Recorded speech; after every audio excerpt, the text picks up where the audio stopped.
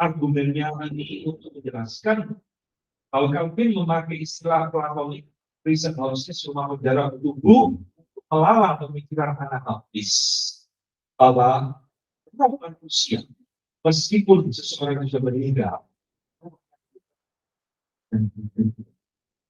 bukan ikut hidup kuburan, tapi sudah langsung ke surga atau ke neraka, cuma belum mengalami penghukuman sepenuhnya.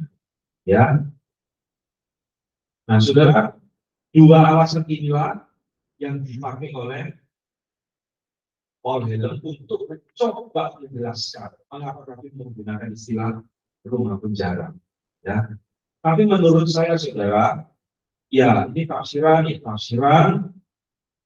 sekali lagi ya, Alkitab tidak pernah mengatakan dan tidak pernah memberikan indikasi tubuh manusia ini sesuatu yang buruk.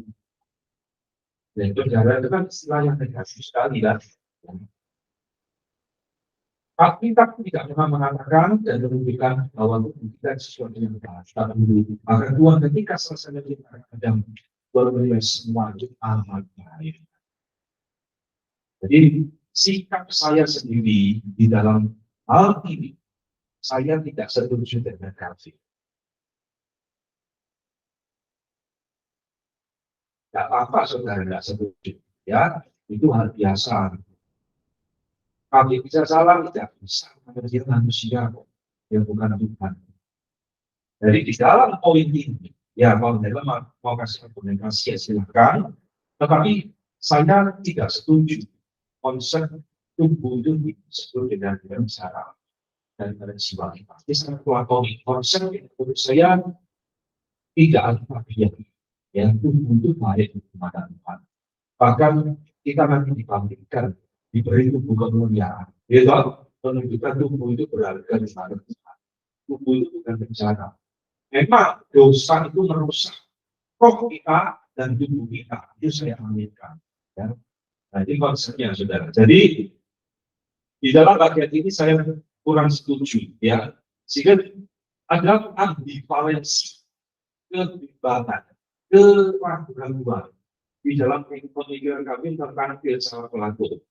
Ya, Paul Helen menunjukkan, saudara, di dalam institutnya, di institut ini, kami terus kelihatan ambivalen, tidak jelas di dalam hal nilai daripada philosophical discussion about the soul, tentang pembicaraan tentang jiwa ditinjau dari sudut filsafat ambivalen. Ada dua kalimat, saudara, yang menunjukkan ambivalensi, ya, dua kalimat John Calvin yang menunjukkan ambivalensi. Pertama, dia ngomong seperti ini. Saya sungguh setuju bahwa hal-hal yang mereka ajarkan adalah benar. Mereka di sini para filsuf, saudara. Hal-hal yang mereka ajarkan benar, ya, tentang tubuh ini. Bukan hanya enjoyable, bukan hanya bisa kita nikmati, tapi juga sesuatu yang menguntungkan, berguna untuk dipelajari. Jadi positif kan, enjoyable dan bisa berguna untuk dipelajari. Tetapi di dalam kalimat yang lain, dia mengatakan, saya takut bahwa mereka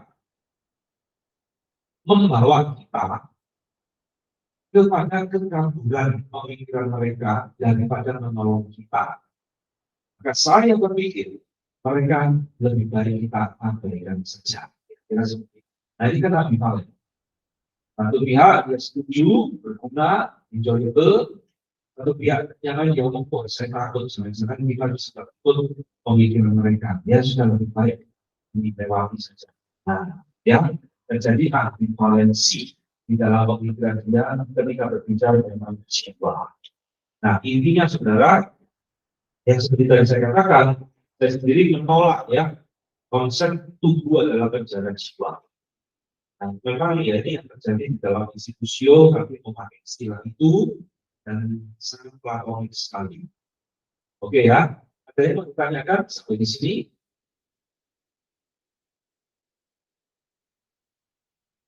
Jadi ketika kita berteologi, nanti seperti saudara belajar berteologi, belajar semakin dalam, saya ingin saudara juga melatih kekritisan pemikiran saudara.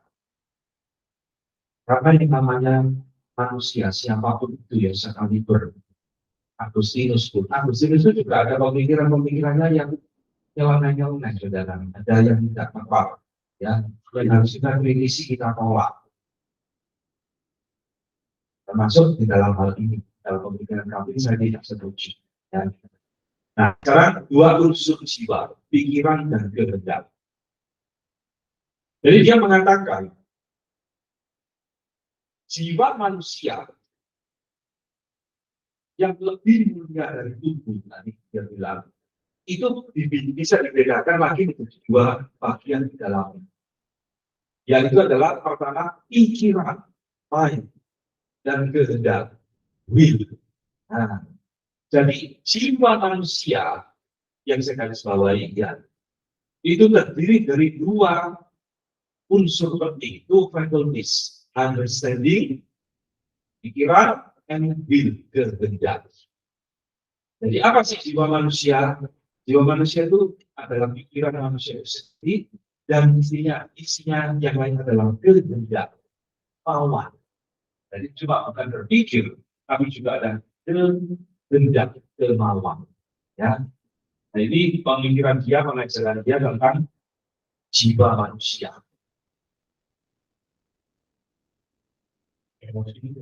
Iya, emosi dia nggak sebut, mungkin dia masuk di kehendak ini ya. Jadi dia jelas ngomong two faculties. Jadi ini memang betul saudara ya, Mas, saudara melengkapi di dalam teologi yang berkembang, buku-buku sistematika abad ke-20 yang berkembang, selalu mencantumkan tiga unsur di dalam sebuah pribadi. Jadi apa sih disebut pribadi?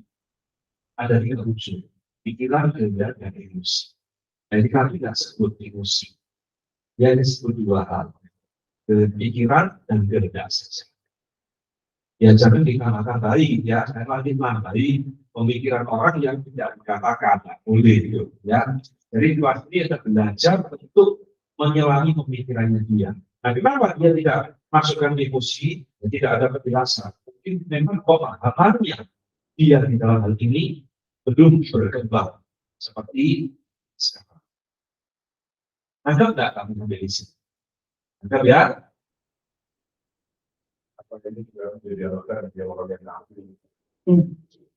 Ya, tidak tahu ya. Itu kepribadian, ya, kepribadian. Oke. Nah, saudara, manusia menurut dia diciptakan Allah sebagai gambar dan rupa Allah. Meskipun ada memiliki tubuh dan memiliki roh, manusia adalah gambar dan rupa Allah. Dan dia dengan jelas menolak pembedaan gambar dan rupa, image and likeness. Saudara, istilah ini muncul di dalam Alkitab ketika Tuhan menciptakan manusia. Hari Tuhan menciptakan manusia menurut gambar dan rupa kita, image and likeness. Nah, ada bapak gereja namanya Irenaeus, saudara, ya, yang membedakan arti daripada gambar dan rupa Allah ini. Tidak semua bapak gereja, saudara, tapi yang paling terkenal Irenaeus ini, ya. Dan dia membedakan seperti ini. Image itu bersangkut paut dengan esensi, itu bahasa Ibrani-nya zelem, ya. Likeness, rupa, itu berkaitan dengan kualitas. Ini menurut Irenaeus. Gambar dan rupa itu menunjuk kepada esensi dan kualitas. Tapi tidak setuju. Irenaeus mengatakan, yang ini tidak hilang, yang ini hilang karena dosa. Ini konsep Bapak Gereja Irenaeus tentang gambar dan rupa Allah. Jadi kalau saudara nanti masuk di dalam kelas doktrin manusia dan dosa, pasti akan belajar hal ini. Kami menolak, dan semua orang Reform saya rasa menolak. gambar dan rupa Allah itu adalah menuju kepada hal yang sama. Di dua hal yang diperdebatkan dalam pemikiran Calvin tentang gambar dan rupa Allah. Jadi lihat saudara, di dalam Alkitab tadi kita belajar muncul banyak perdebatan ya, dan kita perdebatan konsep tentang inspiration, inerrancy, macam-macam. Sekarang ketika dia berbicara tentang manusia, gambar dan rupa Allah, juga muncul dua perdebatan di dalam pemikirannya. Apa saudara? Calvin menolak tubuh adalah gambar dan rupa Allah. Jelas saudara, karena tadi dia mengatakan jiwa itu adalah bagian yang lebih mulia dari tubuh. Dan dia terpatokkan kepada Plato bahwa gambar dan rupa Allah itu ada di dalam jiwa manusia. Betul ya? Sehingga konsekuensinya tubuh kita bukan gambar dan rupa Allah. Meskipun kemuliaan Allah bersinar terang di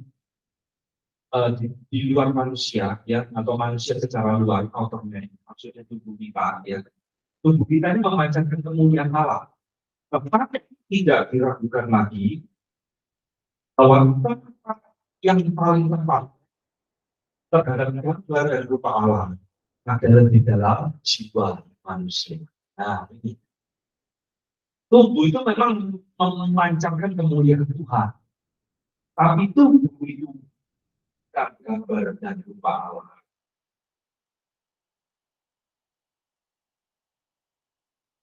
Ya, namun tubuh tetap memancarkan kemuliaan Allah meskipun bukan gambar dan rupa Allah. Saya ingin menjelaskan sedikit, saudara. Memang di dalam hal ini tentang tubuh manusia ini di dalam pemikiran Reform juga menimbulkan dua arus penafsiran yang berbeda. Ada film-film Reform yang menerima, ada yang menolak. Tubuh ini gambar dan rupa Allah, guys. Ya, misalnya. Yang menolak Francis Turretin, Manager dan sebagainya. Ya, Francis Turretin ini orang itu yang hidup di dalam masa post reformasi, sesudah Calvin meninggal, diteruskan oleh teori Reform, salah satunya Francis Turretin. Menolak tubuh ini bukan gambar dan rupa Allah. Tetapi ada juga yang menerima. Louis Benioff, kalau saudara baca di dalam buku sistematikanya, dia memasukkan tubuh kita itu gambar dan rupa Allah. Herman Bavinck, teolog Belanda, ya, Anthony Huppert juga menerima tubuh adalah gambar dan rupa Allah. Memang dalam Alkitab tidak pernah menyatakan dengan jelas. Ketika kita menciptakan manusia rupa kita,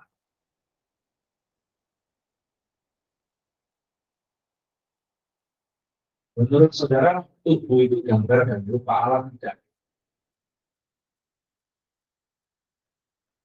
Ayo, supaya tidak ngantuk, ya. Kalau jam segini ini kita ini melawan, sama-sama melawan ngantuk keberdosaan keinginan kalian. Kepala kan selalu ngantuk, ya. Satu turunan. Saudara terima tidak tubuh adalah gambar dan rupa Allah? Siapa yang terima? Itu Pak, katakan. Itu cuma satu. Yang tidak terima? Yang tidak terima juga satu. Yang lainnya? Saya bukan yang tidak menerima, maksud saya mau bertanya. Untuk mengobati lagi ini, Pak. Yang menerima kan Louis Benioff, Herman Bavinck, Anthony Huppert, dan lain-lain. Iya. Saya menilainya kenapa mereka menerima bahwa tubuh itu adalah sebagai gambar Allah. Maaf ini Pak, saya pasti salah. Karena menurut saya Pak, yang mereka pahami adalah bahwa Allah memiliki five sense of yang dimiliki oleh manusia juga, sedangkan dengan alam. Gimana sih? Alam Jadi manusia memiliki tangan, alam memiliki tangan, kaki dalam konsep-konsep seperti itu gambarnya. Gambar tubuhnya seperti itu. Yang saya pahami. siapa yang memiliki konsep alam di tangan? Ini Ya, kalau dia kan mengatakan bahwa gambar dan kepala itu termasuk tubuh. Iya. Nah, kalau tubuh kan tidak mungkin kita lepas dari organ-organ tubuh, no? Nah, itu yang saya pahami. Jadi ya, tetapi apa namanya di sini dikatakan oleh Calvin bahwa gambar dan kepala juga sebenarnya ada di dalam jiwa. Ya, dalam hal ini posisi saya masih komisi konsa. Di mana posisinya saya masih belum jelas, betul ya. Dan, jadi memang tidak harus saudara putuskan kali ini ya Bu Jendra. Jadi di dalam berteologi itu ada waktu-waktu kita berkumpul. Di dalam hal ini saudara, ya ini tidak menjadikan saudara tidak. Saudara memilih yang satu atau yang lain. Oh, kalau saya pilih menerima tubuh saya yang tidak. Tidak. Saya menolak tubuh saya yang tidak. Ya. Ini bukanlah kardinal doktrin yang menentukan kita jadi bidat atau tidak bidat. Tetapi saudara yang diberikan harga ini memang adalah perbedaan tafsiran tentang tubuh. Kalau saya pribadi, nah saudara nggak harus juga menuruti saya meniru saya. Kalau saya menerima tubuh itu adalah bagian gambar dan Allah. Dan saya menghubungkan itu dengan Kristus nanti yang berinkarnasi ya, sebagai manusia. Tapi tubuh itu sesuatu yang memang Tuhan rencanakan. Kita itu dicipta bukan hanya menjadi makhluk roh seperti malaikat. Kalau malaikat itu kan pure spirit, saudara. Kita diciptakan campuran. Ada roh, tapi juga ada tubuh. Ya. Jadi kalau saya lebih cenderung menerima tubuh itu adalah gambar dari Bapa Allah, mengingat nanti di waktu-waktu depan Allah mengutus anaknya menjadi manusia. Itu adalah perbedaan saya. Ya. Nah, saudara bisa berbeda dengan saudara nggak tahu. Saya berikan dulu ya. Setelah berbicara tentang konsep tubuh, penciptaan gambar dan Bapa Allah, nah ini berbicara tentang kejatuhan manusia, ini kelewatan. Ya. Nah ini, kami berpendapat bahwa malaikat adalah gambar dari Bapa Allah. Nah ini kontroversi yang kedua. Kontroversi yang pertama tadi dia mengatakan tubuh bukan gambar dari Bapa Allah, sehingga menimbulkan dari tafsiran. Yang kedua adalah kami berkata malaikat adalah gambar dari Bapa Allah. Ini perkataannya. Kita tidak boleh menyangkal bahwa angels, ya, para malaikat diciptakan seluruh dengan God's likeness, rupa Allah atau gambar Allah. Ini. Sekali lagi, ini juga menimbulkan banyak perdebatan. Apakah malaikat itu adalah gambar dan rupa Allah? Menurut saya kok tidak. Karena Alkitab mengatakan gambar dan rupa Allah itu hanya manusia. Dan Francis Turretin seingat saya mengatakan, mengapa malaikat tidak ditebus oleh Allah? Malaikat kan jatuh dalam dosa. Kok tidak ditebus? Manusia jatuh dalam dosa. Kok ditebus? Ini sama. Sebab manusia adalah gambar dan rupa. Malaikat bukan. Maka tidak ada lagi keselamatan bagi mereka setelah mereka jatuh di dalam dosa. Jadi di dalam dua poin ini, tubuh adalah penjara jiwa, kemudian malaikat adalah gambar dan rupa Allah. Dalam poin ini saya tidak setuju, tidak sependapat dengan kami. Dan anggap ya, jadi saudara, inilah kita berteologi, kita berusaha kembali ke Alkitab. Jadi ada hal-hal yang menurut saya kami miss di dalam poin-poin ini. Sekarang kita dengar tentang kesatuan manusia di dalam dosa. Dan dia berbicara tentang kesatuan dalam dosa.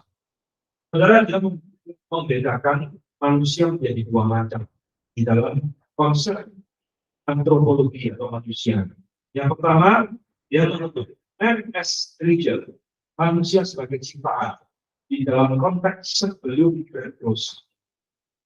Dan kedua, dia berbicara man as sinner, manusia sebagai berpendosa. Amartolos, sesudah orang itu adalah jatuh di dalam dosa. Nah, dua konsep ini itu membedakan manusia. Tetapi pengenalan tentang diri kita terletak pertama-tama di dalam mempertimbangkan apa yang diberikan kepada kita pada saat penciptaan, itu menjadi gambar dan rupa alam. Ya. Dan betapa Allah itu dengan murah hatinya menunjukkan kebaikannya kepada kita. Yang kedua, knowledge of yang kedua, untuk mengingat kepada pikiran kita tentang kesengsaraan kita, our miserable condition, after Adam's fall, setelah Adam itu jatuh di dalam dosa. Jadi pengetahuan kita tentang diri kita itu juga dibagi dua, yang diagram saya katakan, man as creature sebelum berdosa, dan kedua adalah man as sinner sebagai seorang yang berdosa setelah Adam jatuh di dalam dosa. Ya, jadi dua macam manusia sebelum dan sesudah jatuh di dalam dosa. Saudara-saudara, ketika dia berbicara tentang kejatuhan manusia di dalam dosa, mau tidak mau, Adam adalah penyebab kejatuhan manusia di dalam dosa. Ini jelas, saudara, ya, tidak perlu disangkal dan tidak perlu diperdebatkan. Jadi, the first man, orang pertama, we have fallen from our original condition. Karena orang pertama inilah kita telah jatuh atau kehilangan kondisi awal kita yang ulang-ulang. Ini jelas berbicara tentang Adam di dalam dosa. Dan dosa yang Adam lakukan ini, pemberontakan Adam ini, dia mengatakan, ditulangkan kepada keturunan. Saudara, sebenarnya ya, yang mencetuskan konsep tentang original sin, dosa, turunan, kadang-kadang disebut dosa warisan, dosa asali, dan sebagainya, itu bukan Calvin pencetusnya, tetapi adalah Agustinus. Ya, konsep original sin itu pemikiran dari Agustinus yang diterima oleh neurologi reform. Nah, Adam ketika berdosa, dia itu menularkan dosanya kepada keturunan. He infected all his posterity. Yang menginfeksi keturunannya dengan corruption, dengan kerusakan yang dimana dia sendiri telah jatuh sebelumnya. Itu ada, ya. Nah, dia mengatakan inherited corruption ini, kerusakan yang diwariskan ini, inilah yang disebut oleh bapak-bapak gereja dengan istilah original sin. Dosa paling awal, original sin. Hanya di dalam semua agama atau iman kepercayaan, ya saudara, hanya Kristen yang mengajarkan original sin. Semua agama mengajarkan bayi lahir itu suci, ya kan? Seperti kertas putih yang belum ada logamnya apa-apa. Hanya Kristen, iman Kristen juga mengajarkan bayi lahir dia sudah kertas hitam, berdosa. Mazmur 51 di dalam renungan ibuku aku dikandung di dalam dosa. Ada nggak Tuhan mentafsirkan pasal 51 itu konyol sekali. Daud ketika ngomong di dalam kandungan ibuku aku dikandung dalam dosa. Dia tafsirkan. Daud itu anak haram. Iya, saya pernah dengar khotbah itu. Daud anak haram, saudara. Ada yang mengaku dia terkandung di dalam dosa. Ini tafsiran apa gitu ya? Itu bicara original sin. Bahkan bagi belum lahir. Di mata Tuhan dia sudah orang yang berdosa. Itu tinggi. Nah, pertanyaannya, kenapa dosa asalnya? Ya, saudara kami memberikan definisi saudara dalam bukunya. Original sin adalah kerusakan identity yang bersifat turunan hereditary dan corruption, kerusakan dari natur kita. Virus menyebar ke seluruh bagian jiwa kita. Yang pertama-tama membuat kita layak untuk dimurkai oleh Allah. Dan kemudian ini brimford merasuk ke dalam seluruh bagian yang kita sebut sebagai the work of the flesh, perbuatan daging. Galatia 5 ayat 19. Saudara-saudara, di dalam institusi, saudara tidak akan pernah menemukan istilah tulik. Tahu kan tulik ya? Di dalam institusi tidak ada istilah tulik total depravity yang benar-benar tidak ada. Itu baru dicetuskan kira-kira 100 tahun setelah kami nanti di dalam kanon of Dort, ya, konferensi di Belanda. Tetapi saya mau mengatakan konsep total depravity itu sudah ada di dalam institusi ini. Dosa itu merusak all parts of the soul, seluruh bagian dari jiwa atau roh kita, yang paling tersisa. Total depravity. Maka dalam dampak dosa yang paling hebat itu dijelaskan dalam teologi. Dosa itu merusak dengan demikian hebatnya seluruh keberadaan manusia. Kalau Arminian kan tidak, masih ada sisa-sisa kebaikan. Thomas Aquinas, dosa sih merusak, tapi tidak merusak akal budi kita. Kita mengatakan merusak semuanya tanpa sisa. Kalau jiwa kita mau semua berterima oleh dosa, total tidak. Ya, jadi istilah itu tidak ada, tapi konsep itu sudah kami tunjukkan di dalam definisinya. Nah, sehingga saudara, ketika manusia itu jatuh di dalam dosa, apa yang menjadi penyebab daripada kejatuhan manusia itu sendiri? Ini muncul lagi banyak perdebatan.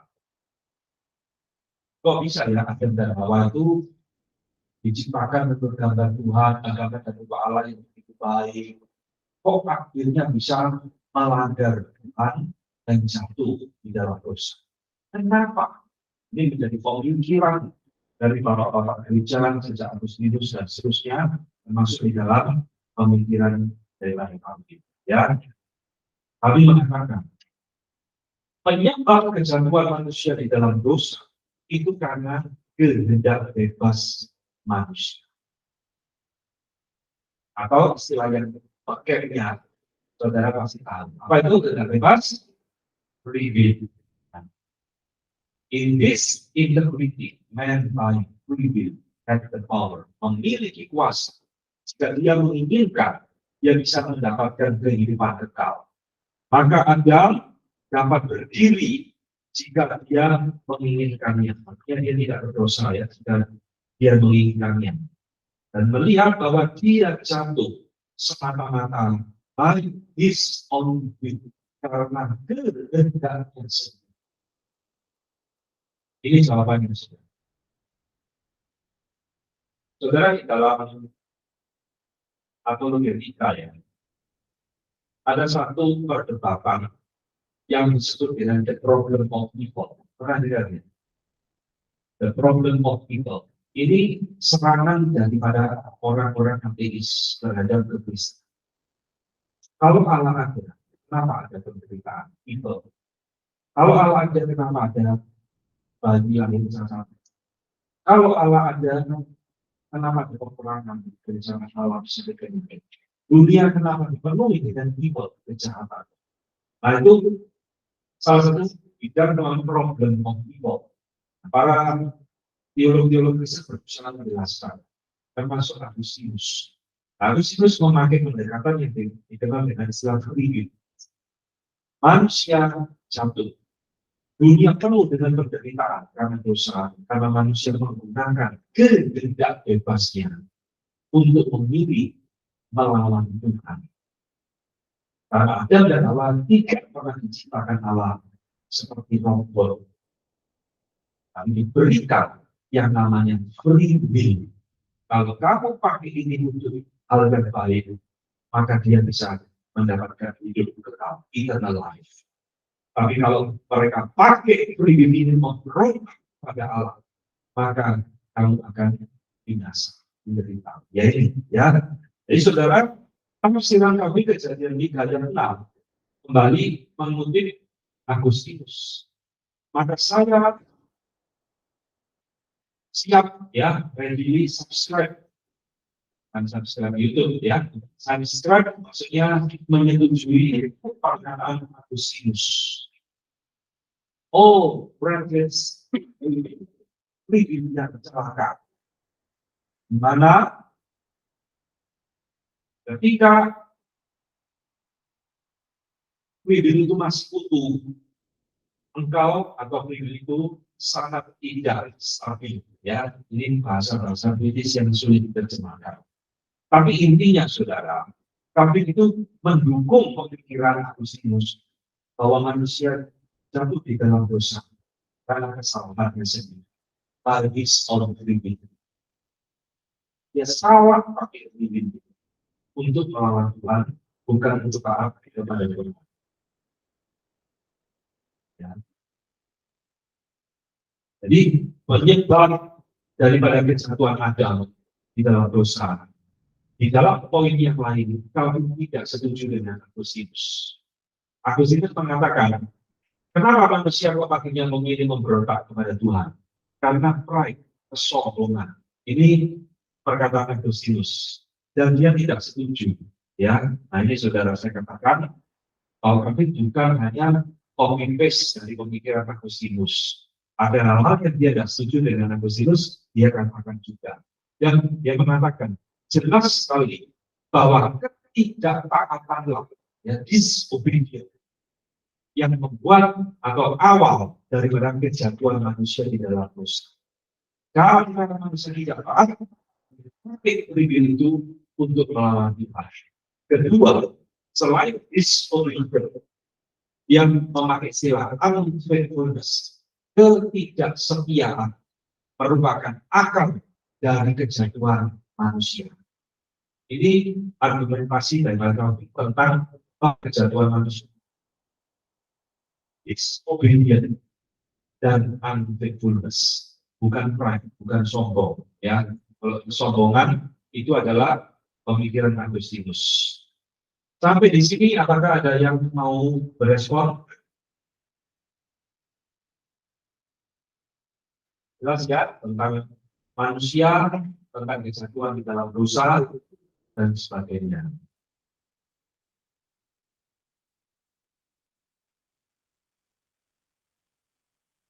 Tetapi pada saat yang sama, saudara, tapi di dalam bukunya, ada satu buku ya, buku ini tidak terlalu populer, tidak sepopuler Constitution, Treatise on Predestination.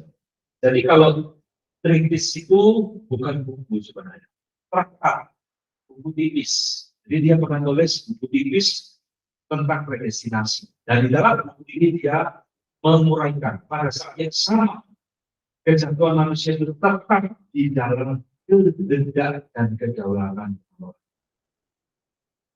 Ini doktrin yang juga sulit diterima oleh kebanyakan orang di luar teologi reform.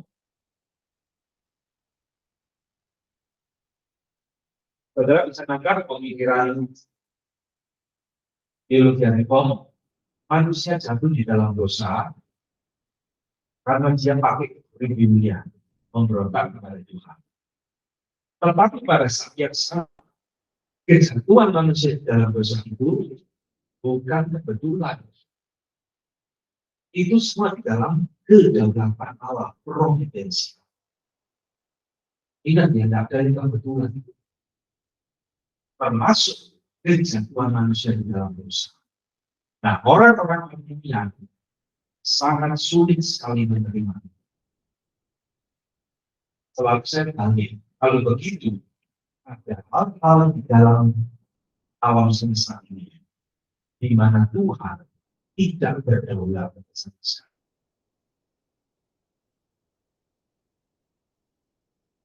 Maka bisa di luar kehendak Allah. Berarti ada hal di dalam alam semesta ini yang Allah tidak sanggup menentukan, Allah tidak berdaulat. Nah, kok arti Allah seperti ini? Ya kan? Maka konsekuensi yang paling logis semua hal termasuk kejatuhan Adam dan Hawa semua dalam ketetapan dan kebiasaan. Dapat dijelaskan lebih logis. Dan inilah yang dikatakan di dalam Kisah Rasul 2 ayat 23. Yesus Kristus yang kau salibkan telah ditetapkan oleh yang dibunuh oleh bangsa-bangsa yang tidak mengenal Allah. Mati sesuai dengan maksud dan rencana. Kematian Kristus di dalam ketetapan.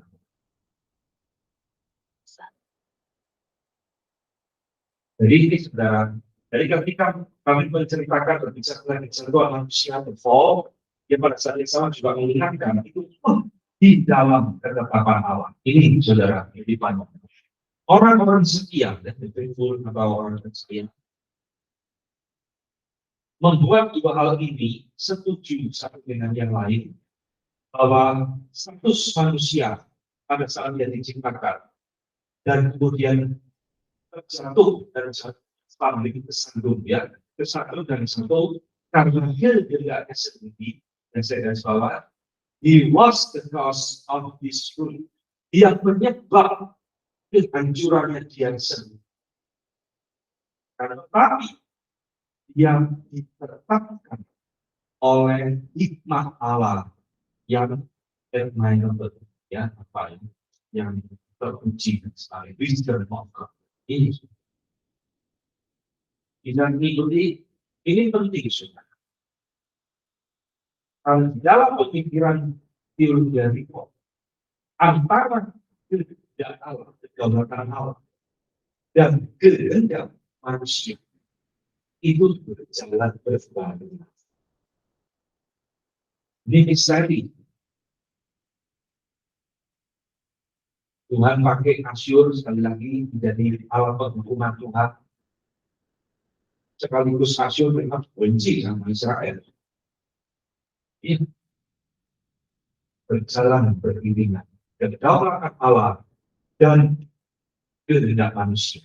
Ya, ini nanti akan kita bahas di dalam poin-poin berikutnya. Tapi ini ditekankan oleh kami. Kejatuhan ada bukan kebetulan di dalam kehendak Allah. Sehingga dampak daripada kejatuhan ada di dalam dosa itu apa? Saudara, tadi kita belajar tentang original sin. Dosanya Adam itu dipulangkan kepada keturunannya, dan di dalam bagian ini dia kembali mengingatkan, tidak diragukan lagi bahwa Adam ketika dia jatuh dari kondisinya yang mula-mula, kita berkata bahwa gambar Allah, God's image, was not totally eliminated, tidak sepenuhnya hilang, dan destroyed in him, dan rusak di dalam dia. Ya.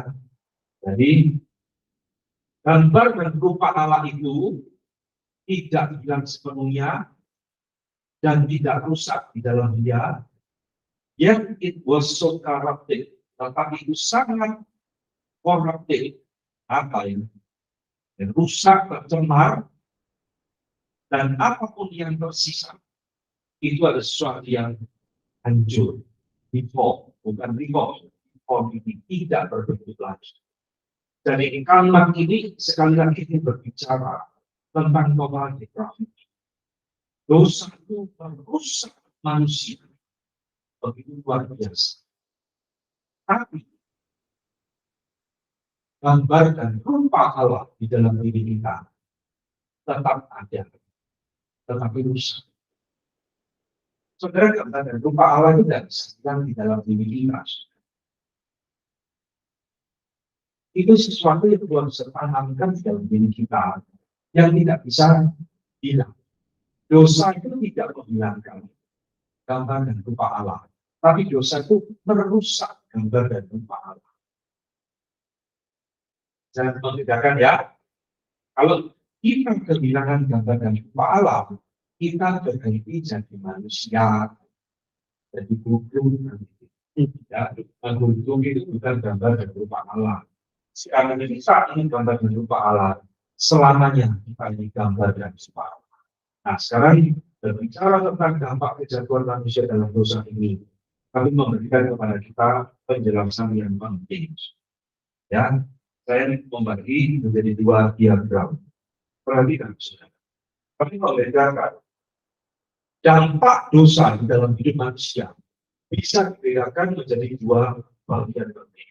Pertama, dia mengatakan ada hal-hal yang disebut dengan earthly things.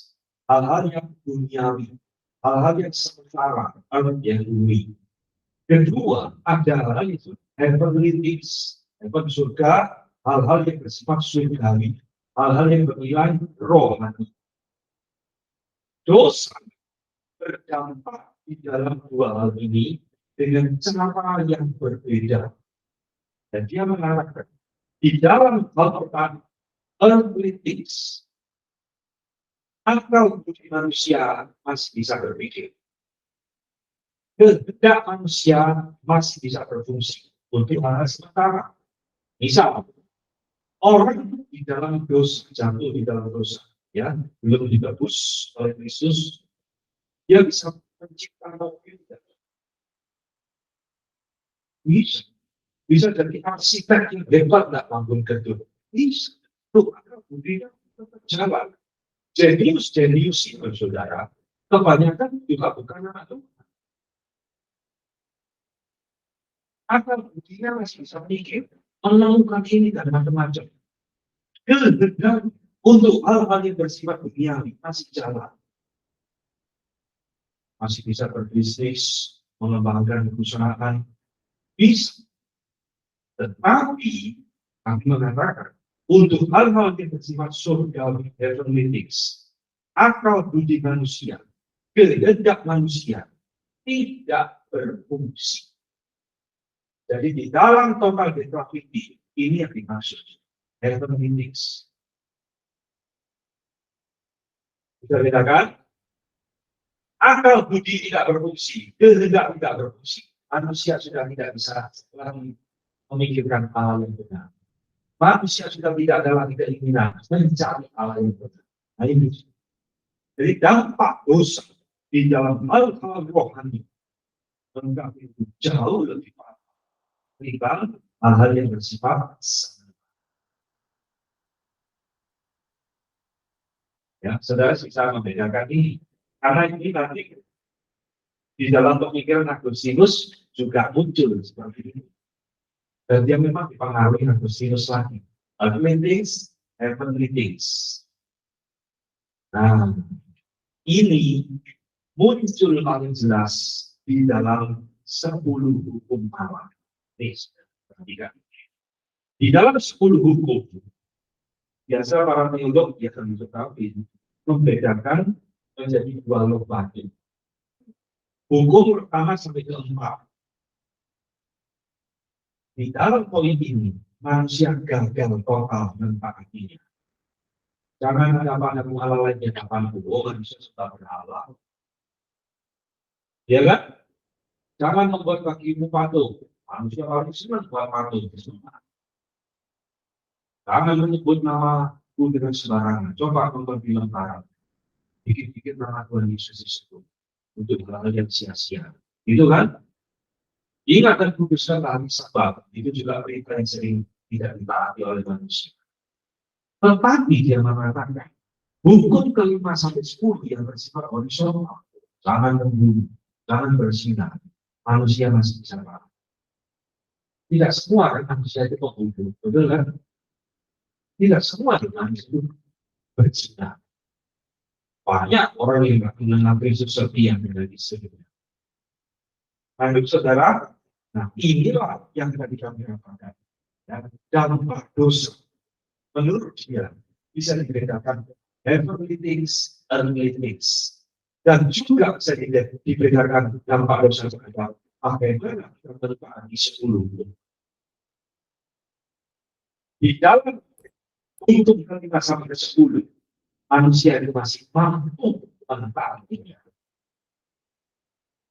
Itulah sebabnya ada pemuda yang datang kepada Tuhan Yesus. Guru yang paling harus sekolah. Atau guru yang sudah sangat berdosa. Oh gampang Tuhan, semua yang sudah saya lakukan sejak masa muda. Tetapi di dalam hal hukum pertama dan keempat, tidak ada manusia yang bisa menetapkan. Ya, jadi ini saudara penjelasan dia tentang dampak dosa di dalam hidup manusia. Ya, silakan. Ya Pak, tadi kan dikatakan dosa itu kan total depravity Pak ya. Kan manusia jatuh, jadi tidak ada kebaikan sama sekali dari diri manusia. Tetapi kenapa bisa Calvin membedakan ada yang gagal, lalu ada yang bisa ditaati, lalu ada yang masih berfungsi di dalam kesementaraan, lalu tidak berfungsi di dalam hal surgawi. Bukankah sudah gagal total? Betul. Ya, pertanyaan yang baik sekali. Jawabannya juga sebentar lagi. Ya, itu nanti ketika dia berbicara tentang common grace, anugerah. Saudara kalau belajar teologi dari Paul ya, semakin dalam. Saudara akan menemukan teologi berbeda ya, sama teologi. Karena di dalam penjelasan teologi dari Paul menggali Alkitab dan menemukan hal-hal yang tidak ditemukan di dalam teologi yang lain. Termasuk common grace. Itu asli pemikiran dari Paul. Jadi kan orang Arminian, oh sama percaya common grace, dia sedang meniru pemikiran Paul. Ya, nah itu pertanyaan yang baik sekali. Tapi jawabannya harus sabar. Tuhan membuat segala sesuatu indah pada waktunya. Ya, oke saudara. Sekarang juga dulu ya.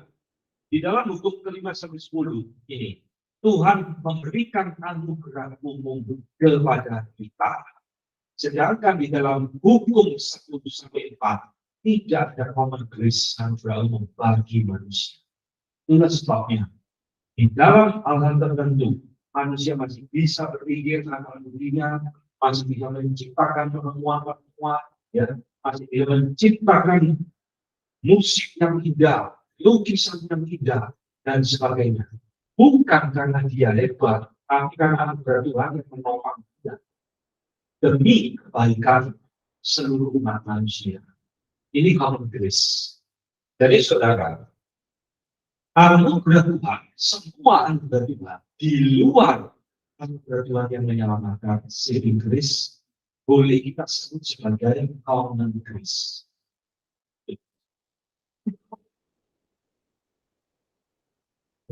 Penting sekali.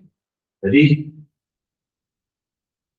ini penjelasan yang saudara, kok bisa orang masih bisa berbuat baik, menolong orang, itu semua common grace. Karena mengapa Allah itu menetapkan manusia jatuh di dalam dosa? Pertanyaan yang rumit yang sebenarnya tidak ada di dalam jawaban di dalam Alkitab. Tapi kami pernah menuliskan ini di dalam bukunya yang lain. Di air tema predestinioan, ya, di bahasa Latin yang rumit. Tapi Artinya adalah di internal predestination, predestinasi yang tetap.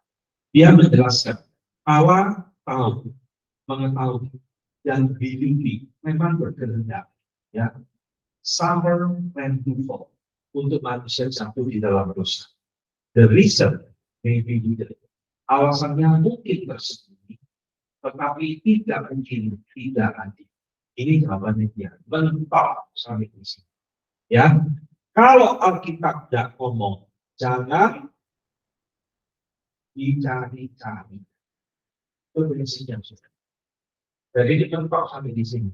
Alasan yang mungkin tersembunyi, tetapi kami yakin tidak mungkin Allah tidak adil. Selalu ada hikmah Tuhan yang tidak terselami oleh kita. Ya, jadi selalu ada batasannya, saudara. Kita itu berteologi, tidak semua hal itu bisa dijelaskan sampai tuntas memuaskan rasa ingin tahu kita. Tidak mungkin.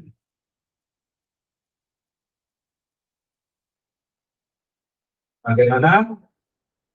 Masih siap? Lanjut. Ya. Ini saudara, pertanyaan yang penting yang dibahas oleh dia. Kita percaya tadi dosanya Adam itu inherited, diturunkan dari Tuhan. Tanpa kecuali Yesus Kristus, kan dia dilahirkan dengan cara yang berbeda dengan setiap kita. Ya, nah pertanyaan yang lebih dalam, bagaimana sih Adam itu menularkan dosanya kepada kita? Nah, saudara sekalian, di dalam hal ini kita selalu pernah mendengar, ya, mungkin ketika kita masih sekolah minggu, kita pernah mendengar pengajaran. Oh, dosanya Adam itu ditularkan dari orang tua kita. Apa mama kita, bapak ibu kita. Seperti menularkan penyakit diabetes, kencing manis. Orang tua yang diabetes, lalu punya anak, anaknya katanya risiko diabetes lebih tinggi, tertular dari orang tua kita. Ya, kita sering kali mendengar ini. Saya kecil dulu juga diajari. Dari mana kita punya orang tua kita dikeluarkan dari orang tua kita? Oh, kami menolak. Ya, ceritanya dosa kok dibariskan melalui proses kelahiran seksual, ya, dari orang tua kita. Kami menolak kalimat ini. Sebab penularan contagion tidak terjadi asalnya dari substansi of the flesh or soul ini. Dari penularan itu bukan asalnya dari substansi, karena tubuh, ya, flesh tubuh orang tua kita yang berdosa, lalu ditularkan kepada anaknya melalui hubungan seksual, lalu melahirkan kita. Karena kita ketularan, yang kan sudah menyatakan ketularan, bukan. Tetapi karena di dalam ketetapan Allah bahwa manusia pertama, yaitu Adam, ya, harusnya pada saat yang sama memiliki dan adalah kebenaran, baik di dalam dirinya sendiri dan keturunannya, karunia-karunia yang Tuhan telah berikan kepada dia. Ini jawabannya. Jadi bagaimana dosa Adam itu ditularkan kepada setiap keturunan Adam, termasuk nanti anak cucu kita. Tapi tidak mengatakan, oh, karena dari orang tua seksual melahirkan kita, juga. Tetapi karena telah kehilangan di dalam dirinya dan di dalam keturunannya. Jadi saudara-saudara, apa sebenarnya yang diajarkan oleh Calvin? Dia ingin mengatakan, oleh karena itu setiap dari kita mewarisi vice, kejahatan, dan corruption dari orang tuanya. Itu lebih tepat, lebih benar untuk mengatakan mereka semua corrupted in ini. Jadi inilah satu doktrin yang dibawakan dan diajarkan yang disebut dengan the head representative of Adam. Adam itu diciptakan Allah sebagai representasi umat manusia. Sehingga ketika Adam ini jatuh di dalam dosa, maka keturunannya semua ikut berdosa. Ini jawabannya. Bisa bedakan ya dengan yang kelahiran tadi. Nah ini kalau kita lihat dari Yohanes 3 ayat 16. Setelah dia memberontak kepada Allah, setelah dia memberontak, Tuhan itu mengambil dari human nature apa yang pernah dia berikan kepada manusia, yaitu kekudusan dan sebagainya, hilang semua, dan itu ditularkan kepada keturunannya. Tangkap saudara? Ya, jadi saya harap nanti kita memiliki konsep pemahaman tentang penularan dosa yang benar. Inilah yang disebut dengan immediate imputation of sin. Jadi di dalam teologi, bagi saudara yang belum mengikuti manusia dan dosa, di dalam doktrin manusia dan dosa itu ada berbagai macam teori penularan dosa. Reform memegang immediate imputation of sin. Immediate itu segera. Imputation itu penularan dosa. Jadi penularan dosa terjadinya itu segera. Maksudnya adalah karena Adam itu wakil kita, maka dosanya Adam itu diperhitungkan menjadi dosanya keturunannya. Bukan dari orang tua. Nanti orang tua dari bapak engkau kita terus tidak langsung immediate Adam langsung kepada semua. Ini ya, bisa anggap saudara immediate imputation of sin. Arminian mengajarkan immediate imputation of sin. Penularan dosa yang mediate pakai mediator, yaitu orang tua. Ini bedanya Reform dengan Arminian. Jadi saudara semua doktrin yang kalau kita kuliti sampai tulis terus harus kita ngerti bedanya. Arminian mengajarkan mediate imputation of sin yang diwariskan oleh orang tua, oleh Adam kepada orang tua, kepada terus pokoknya orang tua yang diwariskan oleh Adam, itu bukan dosanya Adam, tapi diwariskan itu cuma sifat buruk atau potensi berbuat dosa. Nah ini itu bagian dari mediate imputation of sin. Jadi yang diwariskan dari Adam kepada keturunan itu bukan dosanya Adam, bukan status kedosaan Adam, tetapi sifat buruk dari Adam. Barulah ketika kita berbuat dosa, nah kita berbuat dosa sendiri, kita dianggap orang berdosa. Nah itu beda ya. Kalau ini dia imputation of sin, dosa Adam diperhitungkan menjadi dosa kita. Sama nanti orang tua, kakek nenek tak perlu, Adam langsung semua turunannya langsung diperhitungkan kepada bulan tahunnya saudara. Roma pasal 5 oleh dosa pelanggaran satu orang, semua orang berdosa. Maka oleh pelanggaran satu orang, semua orang dihukum. Immediate imputation of righteousness of Christ. Adam pertama dan Adam kedua, yaitu Yesus Kristus. Jadi teologi Paulus tentang Adam pertama dan Adam kedua. Anggap ya saudara ya, sama seperti Adam itu menularkan dosanya kepada kita. Maka kebenaran Kristus Bagi orang yang percaya kepada Dia, itu sudah ditulangkan kepada kita. Sehingga kita menjadi orang yang dibenarkan di hadapan ini. Jadi Alkitab ini bukan mengajarkan ngawur-ngawur. Ada logika, ada riset di dalam setiap doktrin. Anggap saudara, ya, jadi di dalam hal ini kami bagi saya lakukan menganut immediate imputation of sin. Dan katakan seperti sini, jangan. Saya ada pertanyaan. Bapak bisa menjelaskan apa itu dosa dan kuasa dari dosa itu?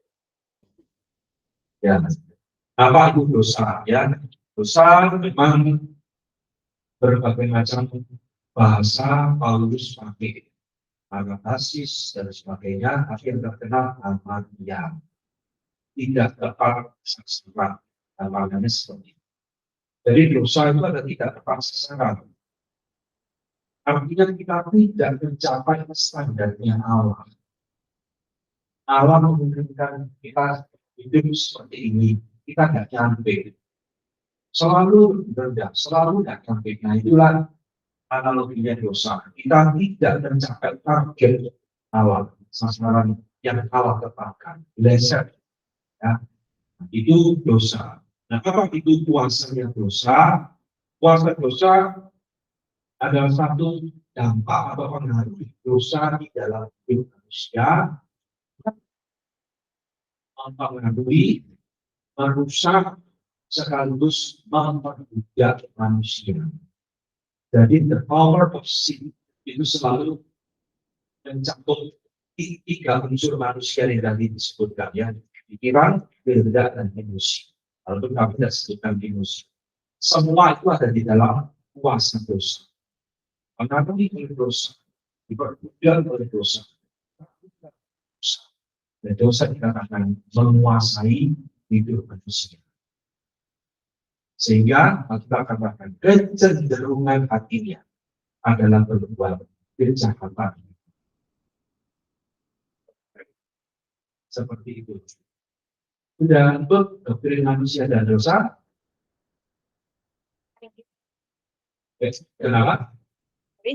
Sudah ikut doktrin manusia dan dosa? Sudah ya? Ya, seperti itu jawabannya. Saya juga ada Pak. Seringkali kita ini dalam kehidupan kita suka menghakimi. Ya. Menghakimi orang lain. Padahal kalau kita sadari bahwa sesuatu yang terjadi sama orang lain itu karena kuasa dosa. Ada kuasa dosa di sana. Nah, itu semua bahwa kita harus selalu memahami dan mengerti apa yang terjadi. Dan dengan demikian bahwa semua karena anugerah Tuhan, bahwa orang itu bisa berubah kasih Tuhan, dan kita pun demikian. Jadi bahwa kalau kita dalam Kristus, kita sudah dibebaskan dari the power of sin. Ya. Jadi pertanyaannya apa? Maksudnya kita boleh tidak menghakimi orang itu? Ya, atau maksudnya memaklumi dia? Jangan menghakimi supaya kamu tidak dihakimi. Oh, ya, oke ya. Jadi kalimat Tuhan Yesus jangan menghakimi supaya kamu jangan dihakimi itu bukan berarti kita tidak boleh menghakimi. Keliru kalau kita memakai ayat itu kita berbuat dosa, jangan menghakimi. Bukan, maksudnya itu adalah kita jangan menghakimi orang menurut standar kita. Ya. Tapi kalau kita menghakimi seseorang menurut standar Tuhan, itu harus. Jadi ketika kita ini problem yang sering muncul di dalam khususnya kehidupan berjemaah. Jangan menghakimi dia, yang mana dia di dalam kuasa dosa dia tidak apa-apa. Yang melakukan dia, yang membuat dia melakukan itu adalah iblis, bukan dirinya. Ilmu jadi ketiga, ya. Kalau Inggris selalu membuat saya melakukan itu, sehingga kita dituntut untuk memaklumi dan toleran terhadap dosa. oh sebetulnya iblis yang bekerja bukan, oh tidak bisa. Ya, bagaimanapun juga ketika Adam dan Hawa jatuh di dalam dosa, Tuhan menghakimi mereka, mengusir mereka, dan jatuhkan hukuman kepada mereka. Tuhan tidak ngomong, oh Adam, aku memaklumi kamu. Sebenarnya kamu mau apa? Cuma iblislah yang bekerja di dalam engkau, sehingga kau memberontak. Tidak apa-apa, ya, oh tidak. Tapi ya, jadi kita tidak boleh toleransi. Tapi kita harus belajar mengasihi dia. Itu sikap menurut saya yang harus ada di dalam. Jadi kita tidak boleh ngomong yang ketika ada orang berbuat kejahatan, berbuat dosa, lalu kita memakluminya. Tidak boleh. Kalau kita ada kesempatan mengingatkan dia, ya kita ingatkan, kita tegur.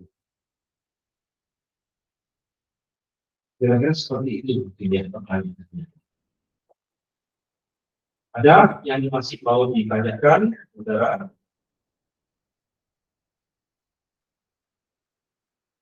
Ya, demikian saudara. Saudara, ada pembahasan yang penting, saudara.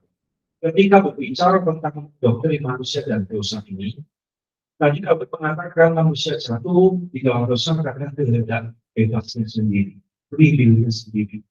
Maka di dalam poin pembahasan yang selanjutnya, dia berbicara cukup panjang lebar tentang hal ini. Jadi ada satu teolog, saya kutip di sini ya, mengatakan selagi atau selama Calvin dengan jelas mengikuti Agustinus, maka there is significant difference. Ada tetap perbedaan-perbedaan di antara keduanya. Bagi Agustinus, semua manusia berdosa independen dalam Adam. Maka share berbagi responsibility dengan dosanya dia, hawa nafsunya dia, ya, dan penghukuman atas dosanya ini. Bagi kami, ini perhatikan ya, kontrasnya, it was Adam alone who sinned. Hanya Adam sendirian yang berdosa, tentunya maksudnya sama Hawa. Ya. Tetapi semua manusia menanggung konsekuensi dari dosa itu. The newborn, bagi yang baru lahir, dinyatakan guilty, bersalah. Bukan karena mereka berdosa di dalam Adam, tetapi karena mereka telah diperkosa secara natural, inherited, diwariskan dari Adam. Saudara, ini kalimat yang penting. Saya jelaskan ya sedikit. Oh, ini bicara tentang hal ini. Penularan dosa. Tadi saya mengatakan di dalam doktrin manusia dan dosa ada berbagai macam teori penularan dosa. Immediate imputation of sin. Ada immediate imputation of sin. Nah, yang ketiga ini, ya ini yang dibahas oleh Calvin. Yang itu adalah realism in Adam, ya, di dalam petik in Adam. Jadi doktrin ini mengajarkan begini, saudara. Ketika Adam itu berbuat dosa, maka Tuhan itu yang sama. Kita itu diperhitungkan dan dianggap berdosa di dalam Adam. Dengan kata lain, kita dibutuhkan begitu. Dosanya kan belum lahir Pak, iya. Jangankan kamu manusia belum lahir. Oh. Saya kan belum lahir Pak. Tapi kan kamu adalah keturunannya Adam. Apa yang Adam lakukan, kamu sudah melakukan. Mantap logikanya, ini disebut dengan teori realistis. Nah, salah satu orang yang berpandangan ini, kalau saya dari Jonathan Edwards. Jonathan Edwards, orang Reform, tapi di dalam hal ini dia berbeda dengan kebanyakan. Dia menganut realistis teori. Apa yang dilakukan Adam, kita juga untuk melakukan. Ini maksudnya Antonilin. Agustinus di dalam hal ini penganut juga adalah ini, in Adam, realism. Tapi tidak. Yang makan itu in Adam belum pusing. Adam satu-satunya yang berbuat itu. Kan nggak makan. Memang tidak ada orang makan Adam dan Hawa, tapi dosanya Adam itu diperuntukkan kepada kita. Ini beda, saudara. Ya, nanti kalau saudara sudah masuk di dalam kelas itu, mungkin nanti besar, saudara coba tesis lebih dalam lagi. Dari 3 teori penularan dosa ini, Reform sebagian besar menganut immediate imputation. Kita memang tidak ikut makan buahnya Adam, tapi apa yang dilakukan Adam diperhitungkan kepada kita. Realism teori mengatakan kita ikut melakukan itu lebih dari beda tipis, tapi memang tidak. Ya, nah, ini yang dimaksud oleh Antoine. Jadi dia membandingkan teori Agustinus dengan Calvin. Agustinus dalam hal ini berbeda antara Antoine dengan Calvin. Agustinus menganut realisme teori. Kita akan ikut berangkat di dalam Adam. Calvin tidak yang makan memang cuma Adam, tapi dosa Adam diperhitungkan kepada kita. Itu ya, oke ya. Kita mungkin lebih baik break di sini. Nanti kalau sudah masuk dalam poin yang penting ini, kita break di tengah-tengah tidak enak. Poin yang saya mau bahas adalah dosa dan kehendak bebas. Ya, kita tanya jawab saja. Silakan kita pakai waktu sisa untuk bertanya jawab. Kalau memang masih ada, ya.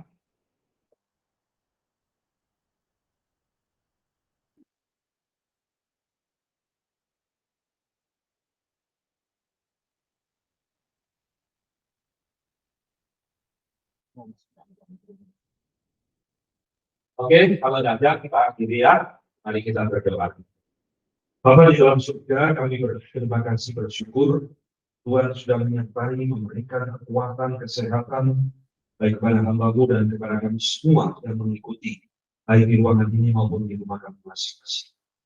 Tuhan, kami berdoa apa yang kami pelajari ini kiranya bukan hanya melekat di dalam pemikiran dan otak kami, tapi biarlah firman Tuhan ini boleh mentransformasi kehidupan kami, menyadarkan siapa kami yang sebenarnya di hadapan Tuhan, dan juga menyadarkan kami siapakah Tuhan yang seharusnya bagi kami. Tuhan berkati kami sebagai hamba Tuhan, sebagai calon-calon yang nanti akan melayani di hadapan Tuhan. Kami membutuhkan perlengkapan pengajaran yang benar, yang sehat, yang kuat, dan biarlah Tuhan terus berkarya membekali hidup di dalam hidup kami melalui kelas-kelas yang mengikuti seperti kelas pada siang hari ini. Terima kasih untuk segala berkat dan anugerah-Mu, segala kemuliaan kembali kepada Tuhan. Di dalam nama Tuhan kami Yesus Kristus kami berdoa. Amin. Oke, nanti malam ya ada seminar penting